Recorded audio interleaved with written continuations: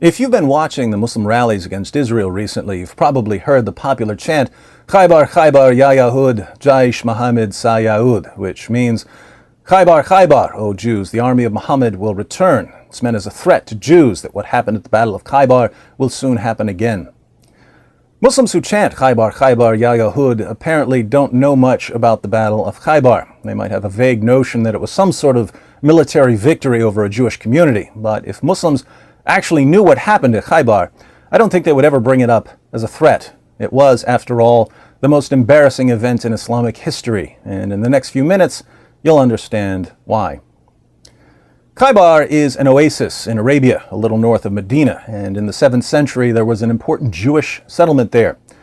One day, as Jewish farmers were heading to the field to tend their date palms, Muhammad's army rushed in and attacked. Muslims killed those who tried to defend themselves, they seized the settlement, and they took the women captive as sex slaves.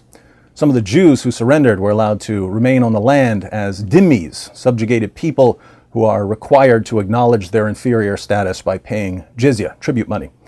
The Jews who remained in Khaybar had to give 50% of their annual crops to Muslims. After the battle, Muhammad learned that a man named Kanana knew where some money was hidden, so he ordered his followers to torture the man until he revealed the location of the money. They lit a fire on Kanana's chest and eventually killed him. Kanana had a new bride named Safiya. When the sex slaves were divided up, Safiya was chosen by a Muslim named Diha. But Muhammad heard about how beautiful she was, so he decided to marry her. Let's read about what happened when Muhammad took Safiya to his tent to have sex with her. While the Prophet was lying with Safiya, Abu Ayyub stayed the night at his door. When he saw the Prophet in the morning, he said, Allahu Akbar! He had a sword with him. He said to the Prophet, O Messenger of Allah, this young woman had just been married, and you killed her father, her brother, and her husband, so I did not trust her not to harm you. The Prophet laughed and said, Good. Abu Ayyub was smart, wasn't he? Muhammad, you just killed this woman's father, brother, and husband. I was worried that she might try to kill you, so I stood guard all night. Smart? Smart. Abu Ayyub was definitely smarter than Muhammad. Why do I say that? Well, after the Battle of Khaybar, a Jewish woman offered to cook dinner for Muhammad and some of his companions. The woman had almost the same story as Safiya. Her father, uncle, and husband had all been killed by Muslims. And Muhammad, genius that he was, happily accepted her generous offer of a hot meal, apparently oblivious to the age-old adage, never let a woman cook dinner for you if you've just slaughtered her family and violently subjugated her people. That one went right over Muhammad's head, so he sat down for dinner with his companions. Here's what happened according to Sunan Abu Dawud 4498. A Jewess presented Muhammad at Khaybar a roasted sheep which she had poisoned. The apostle of Allah ate of it, and the people also ate. He then said, Lift your hands from eating, for it has informed me that it is poisoned. Bishr died. So he, the Prophet, sent for the Jewess and said to her, What motivated you to do the work you have done? She said, If you were a prophet, it would not harm you, but if you were a king, I would rid the people from you. The apostle of Allah then ordered regarding her, and she was killed. So the woman poisoned Muhammad and his companions. Bishr died, but Muhammad survived because he spit the food out when he realized it was poison.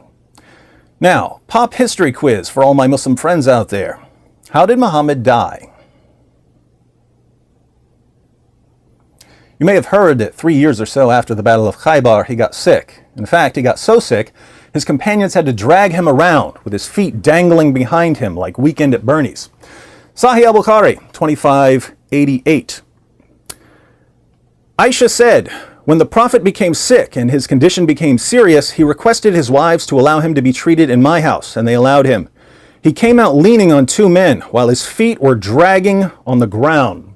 Muhammad was in such agony that Aisha could say years later that she had never seen anyone experience that much pain. Sunan ibn Majah, 1622. Aisha said, I never saw anyone suffer more pain than the Messenger of Allah. So, what was the sickness? Pneumonia? Cancer? Bird flu? What was it? Your Prophet told us exactly what it was. Sahih al-Bukhari, 4428. The Prophet, in his ailment in which he died, used to say, O Aisha, I still feel the pain caused by the food I ate at Khaybar, and at this time I feel as if my aorta is being cut from that poison. What killed Muhammad? According to the man himself, it was the poison he swallowed at Khaybar. You see, if you swallow enough poison, it will kill you immediately. But if you don't swallow quite enough to kill you, it might nevertheless do some internal damage. You could be in constant pain for years before you actually die from the complications. That's what happened to Muhammad. Not according to me, according to your prophet. Poison didn't kill him quickly like it did with Bishr. It did something much worse to Muhammad. It left him in agony for 3 years until he died, wallowing in freakish misery, all because he attacked Khaybar. And what happened after he died? Since he was in too much pain to appoint a clear successor, Muslims started fighting over who should lead. Here we are, nearly 14 centuries later, and Sunnis and Shias are still butchering each other. They're blowing up each other's mosques. Why?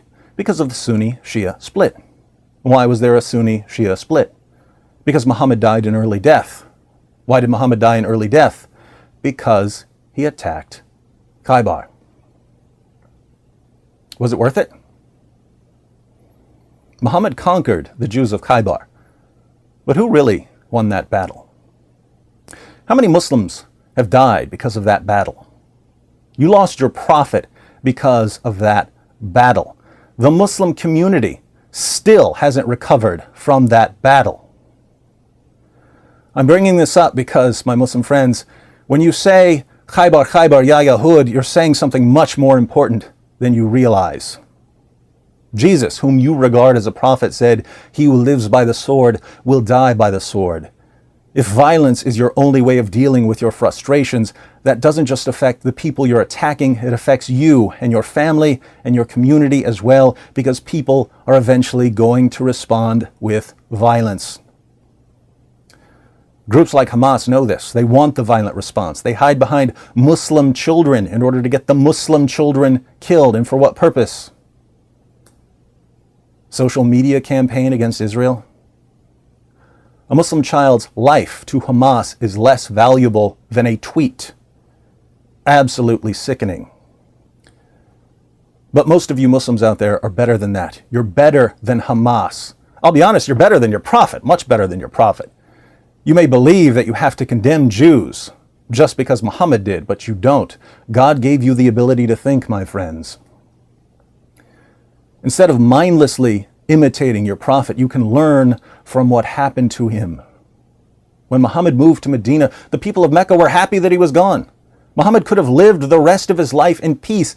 Instead, he chose to attack the Meccan caravans. He chose to live by the sword. And this eventually led to war.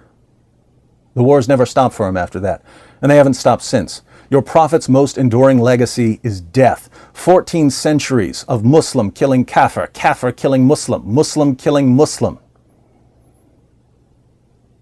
Muhammad is a wonderful example for all of us, not of how to live, but of how not to live. He's the anti-prophet.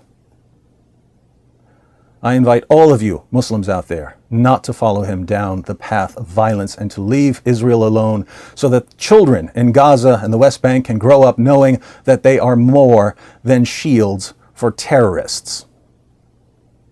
But for those of you who want to continue the cycle of bloodshed, for those of you who won't be satisfied until Israel is reduced to a pile of rubble, all I can say is, remember Khaybar.